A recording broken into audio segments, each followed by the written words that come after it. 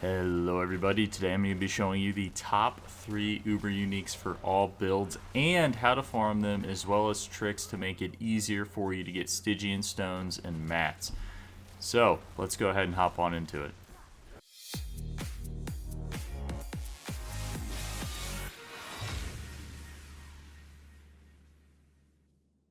Alright everybody, so in the number 3 spot we have the Ring of Starless Skies. This was reworked to give you 17.5% attack speed, 12.5% crit chance, 12.5% lucky hit chance, and a plus 1 to 2 of your core skills, and that is without doing any masterworks. Just these stats alone are amazing for any build, and the fact that you can get this core skills up much higher if you land your masterworks on that, as well as just getting the masterwork up to 12. The effect of this ring makes it even better. Spending your primary resource gives you resource cost reduction and increases your damage by up to 50%.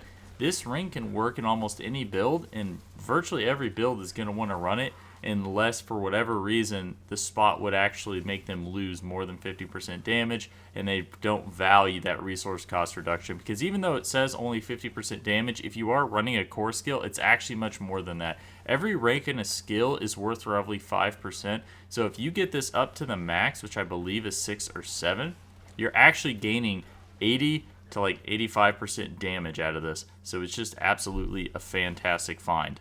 In the number 2 spot, we have the Harlequin Crest. It received a makeover, although it was more so just a stat increase. It still has the same abilities, but it gives 20% cooldown reduction now, 1850 max life, 18 max resource, and 25 armor. And again, that is before you do any masterworking on it, right? So it's just absolutely crazy. If you land a greater affix on CDR, oh my gosh, and then you also masterwork this, you're going to get 54% cooldown reduction just from this helmet, right?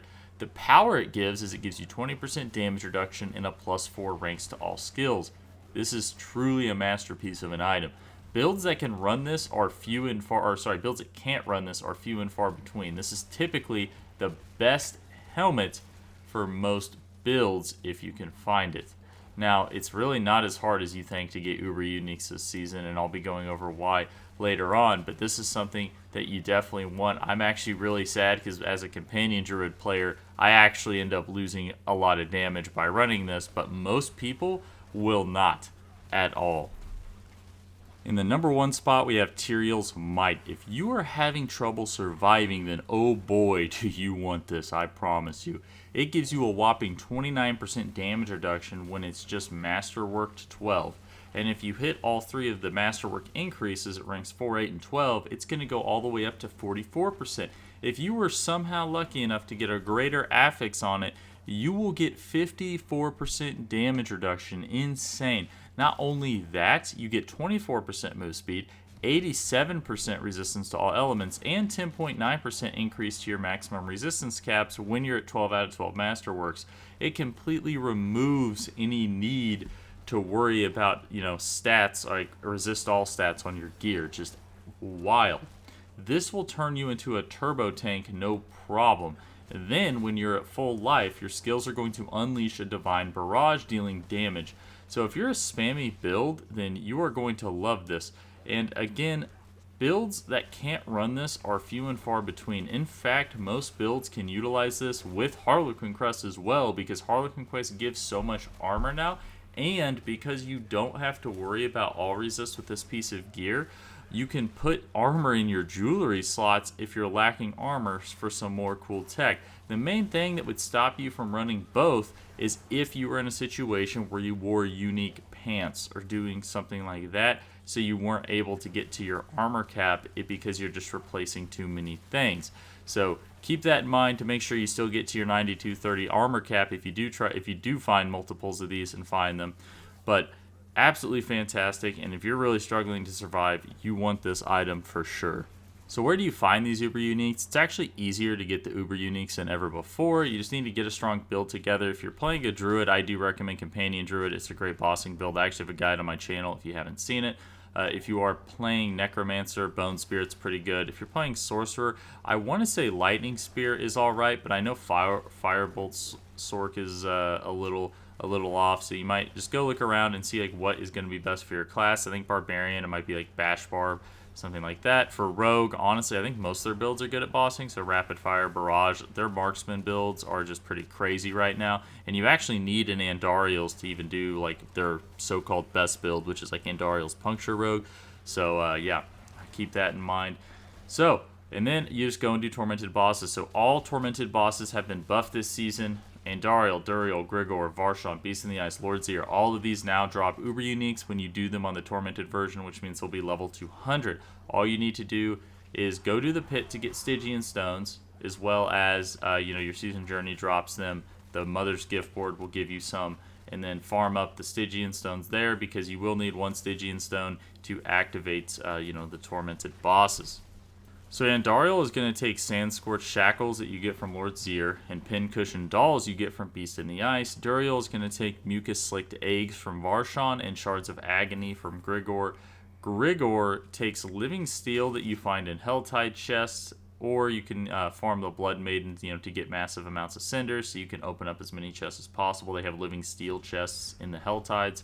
Lord Zir takes Exquisite Blood. I have found the easiest way to get Exquisite Blood is to just sit on the Blood Maiden. She drops one every time you kill her, so try to find a group that is just repeatedly doing that. Otherwise, it just drops in Helltides, also off of Hellborn, whenever you reach that max threat meter.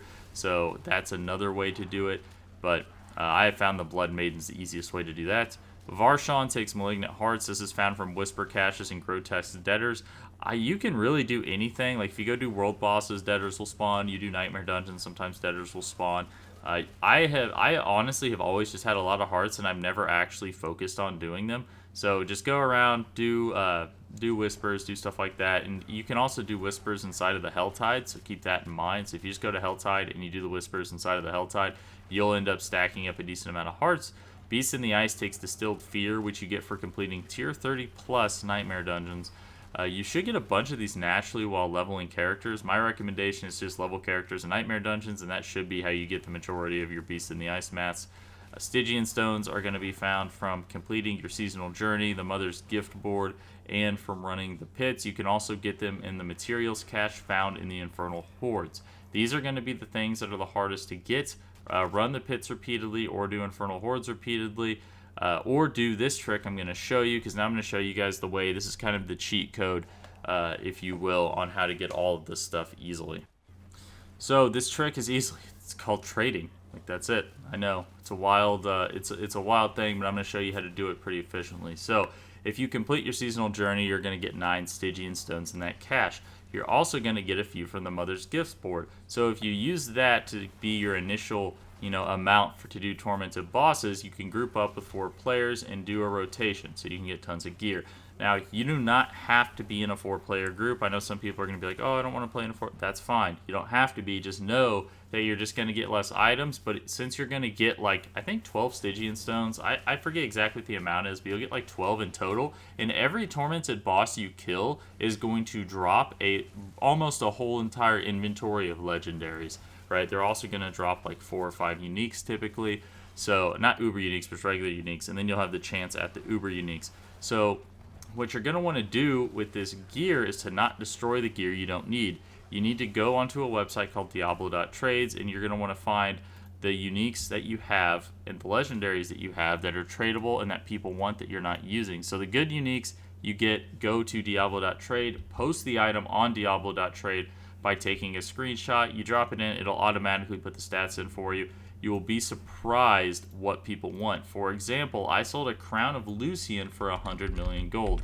That is enough to just flat out buy about 3 Stygian Stones. So you don't have to do any of that farming. And Crowns of Lucian are farmed from Infernal Hordes pretty easily. Now, I'm not saying you need to go farm that one specifically, but I'm saying is just pay attention to the items that you have and see what, how much gold, that you can get for this. So then you can go buy mats off Diablo.trade. Now, if you want to look at it as, how many mats you can get of other things, well, I believe Exquisite Bloods go for about 5 million a piece. So you're going to be getting 20 Exquisite Bloods, which is almost, so you're pretty much trading, right? Think about it like this. When you get one of those 100 million gold, and there's some that my friend actually sold a double greater affix ring that had crit chance on it and crit affix on it, or critical damage affix on it for 1,000,000,000 gold, and it sold in like 5 seconds, okay? But this is, so I'm just showing you the low ball of like, okay, you had a solid sell of 100 million, right? That right there is going to give you 20 exquisite blood. That in itself is almost another tormented run. So for one unique, you almost bought yourself another tormented run. So, and that's really all you have to do. And it's not like you have to put a lot of effort. You just put your items up here, and then you just go play the game, and then people are just going to message you and try to buy stuff. Now, obviously, not everything you put up is going to sell instantly, but you're going to find that, you know, if you just go looking through your stash for a bunch of things you hoarded that you don't need. Now, don't sell anything that's not level 925. I wouldn't recommend that unless it's an amulet that has multiple ranks on it. So if you were to find like item level 800 amulet that rolled 3 ranks to skills, obviously that is going to sell, right? Be practical about it. But this is going to be the easiest way to do it. Now, if you want to know how to tell what something sells for, you want to type it in here, pull up the item, go to filter, and then click the sold listings. This is going to tell you what people have actually bought that item for. So look at the people that it says exact price and go ahead and be like, okay, awesome, right? Now you're going to know exactly what stuff sells for. Everything sells for different amounts. You're going to find some stuff that sells for 20 mil. You're going to find double greater affix rings that are going to sell for 1,000,000,000.